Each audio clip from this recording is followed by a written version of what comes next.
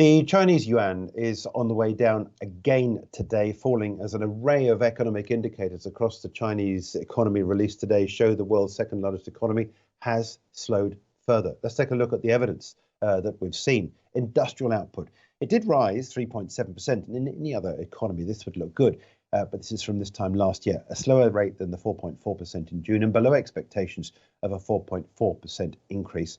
Retail sales, yep, again, still looking pretty good so far as other economies are concerned, but way short of expectations at 2.5%. 3.1% increase we saw in June. Analyst forecasts of a growth of 4.5%. Also, unemployment rate rising one notch to 5.3%. And the problems the Chinese economy has got, or the Chinese authorities, is the fact that this is useful employment most notably. And that is the part of the economy, a part of the social structure, which is most mobile, which are most vocal, and which have been finding they're going most tough.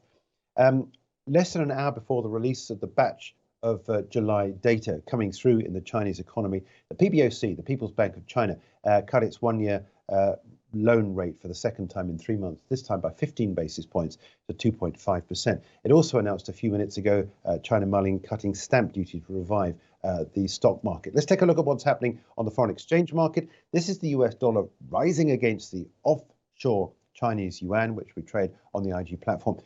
Last week, I drew this Andrew's pitchfork on here, which I felt was interesting because if you look at the lows that we had back on the 14th of July, which is where the pitchfork handle starts, that was then broken, as indeed it always gets done in an upward moving trajectory, by the lows that we had back on the 27th of July, hitting levels there not seen since the 16th of June. Since then, we've seen the bottom line of this pitchfork respected. We're now into the second band here, which gives me confidence. We've got a break here as well of the line of resistance on the 30th of June.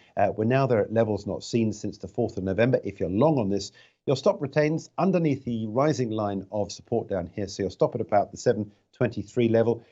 You could be a little bit more aggressive in your stop potentially to go up underneath this green dotted line here, which would be under today's candle, which might be a little bit too close. But nonetheless, this trend is in place. And because we've seen recent highs not seen since the 4th of November there, I'm relatively confident that this continues to be a trend to watch out for. It was a trade in the trend I caught up on last week, and it is now making money on the markets. It's not a trade recommendation. It's just an observation of what's happening and how you would structure a trade if you were to go long on this market. If you have been long so far, keep that stop loss coming up underneath the session lows to try and help you keep the profits locked in on this long trade on the dollar against the yuan.